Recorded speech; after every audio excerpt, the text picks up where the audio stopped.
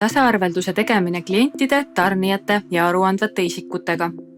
Tasaarveldust saab teha võlgnevuste ja ettemaksete vahel ning selle lõppsummaks peab alati kokku olema 0.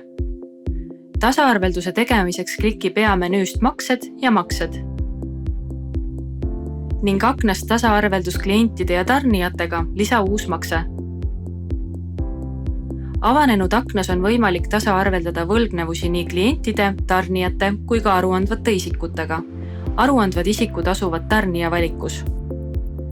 Paranda ära dokumendi kuupäev ning märgi sinna tasaarvelduse päev.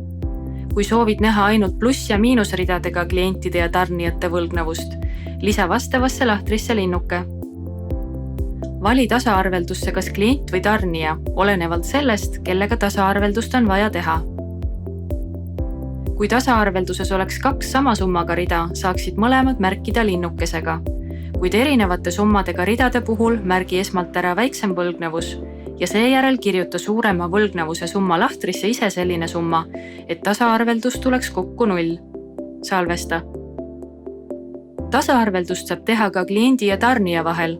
Selleks vali klient ja tarnija, kelle arveid tasaarveldatakse ning märgi vajalikud read tasaarveldatuks. Kui tehingu osapooltel on vaja saata ka tasaarvelduse akt, siis vajuta ümbriku ikooniga nupule. Akti saatmiseks on vajalik, et e-posti aadress oleks vähemalt ühe tehingu osapoole kaardil täidetud. Kui soovid tasaarvelduse akti vaadata, vajuta nuppu PDF.